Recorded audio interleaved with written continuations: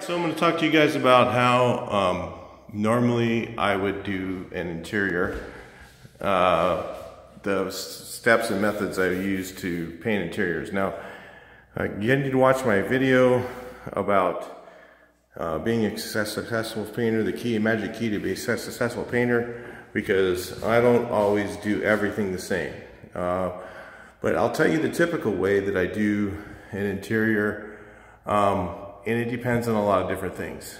One thing I look at is if it has wood floors, then I might do it differently than I will if it has carpet. And if it's all one color, where it's all white, let's say, then I'm going to do it a different way than I'm going to do it if it's colors on the walls and white doors and frames and baseboards and ceilings. So the way that I usually do it is when I'm doing a custom color, which this is a custom color job. We did this house a while back, and this house is the house that I'm selling. So I didn't really have time at the time to make a video of this, and in fact I didn't even think about it, but somebody asked about how to do an interior and the way that I do it typically.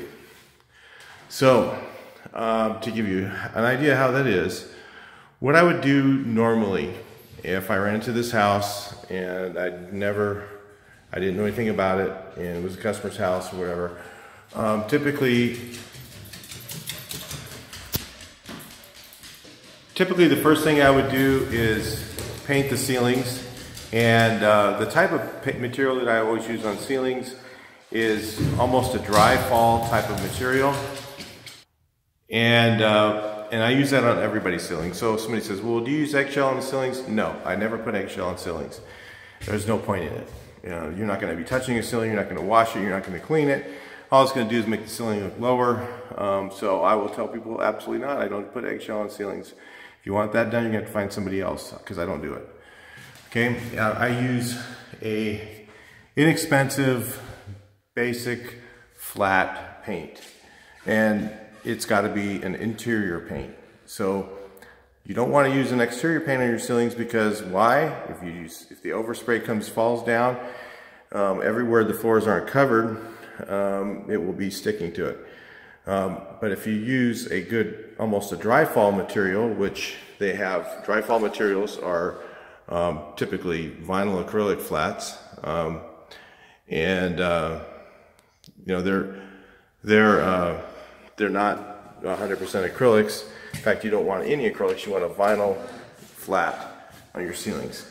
So what I would do is use vinyl flat on the ceilings, and usually it's one of the cheapest interior paints they have, maybe not the cheapest, but close to it.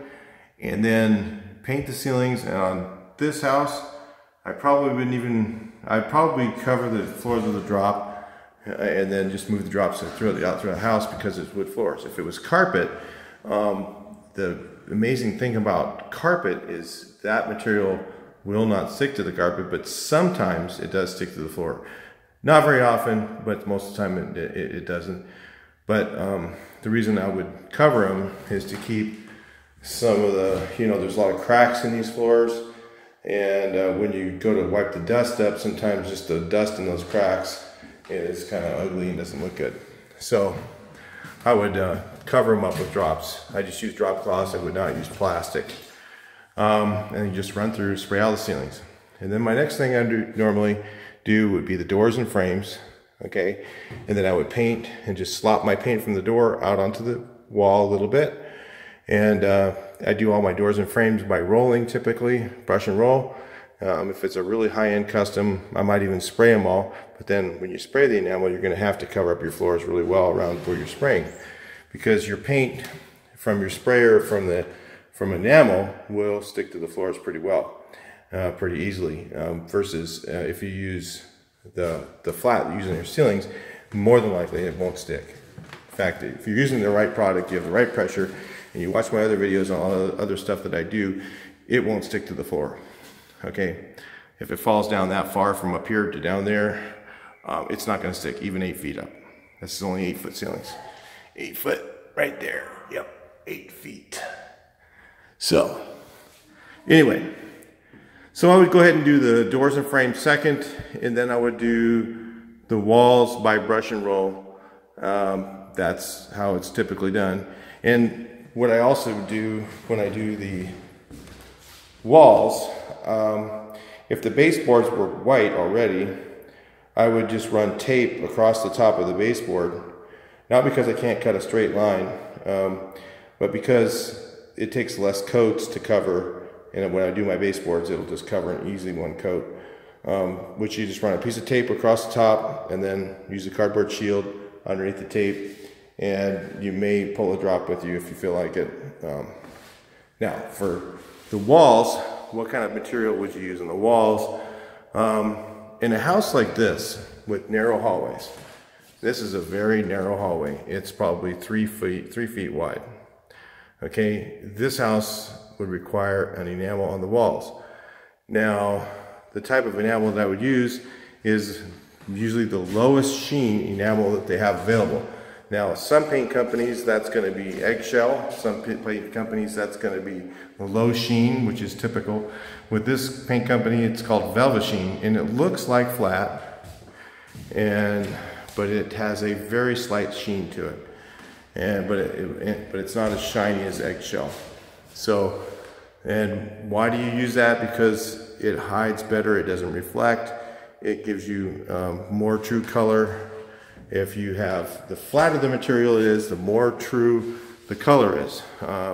And when you put sheen on there, the sheen actually causes reflection. The reflection makes the material look lighter.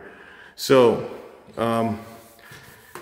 if I'm doing a really big house, let's say this was the same house and it had 6 feet wide hallways, and the people didn't have young children that they were going to let ride skateboards through the house, which I had one of those. I had a person with 6 foot high hallways with marble floors, and she called me back a year later for touch-up because her kids were riding skateboards through the house. I just couldn't believe it. I was just like, wow, oh my God, why would you ever do that?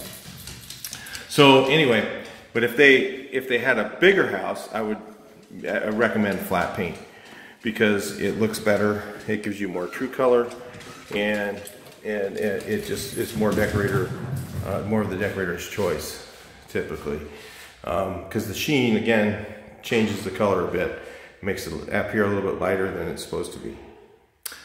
So anyway, and then the last thing I do is, the last thing I do is I go around and I do all the baseboards. So, and when I'm doing my walls, I'll bring, one person will be cutting in around the doors and ceilings up there and the ceilings, and another person will be rolling out the walls. Typically we'll do 2 coats rolling and 1 coat brushing if it covers. So on the baseboards, those are all done with a brush after we're all done. And these are typical standard ways to do it. Now that's my standard way. I might have times when I say, okay, let's get new flooring, you know, let's go out and spray all the baseboards first. Let's spray all the baseboards, we'll spray all the doors. And then we'll go through and spray the ceilings, okay? And then we'll go through and, you know, cut and roll the walls. And then there's times I might say, well, the walls are brand new, so let's spray all the walls first.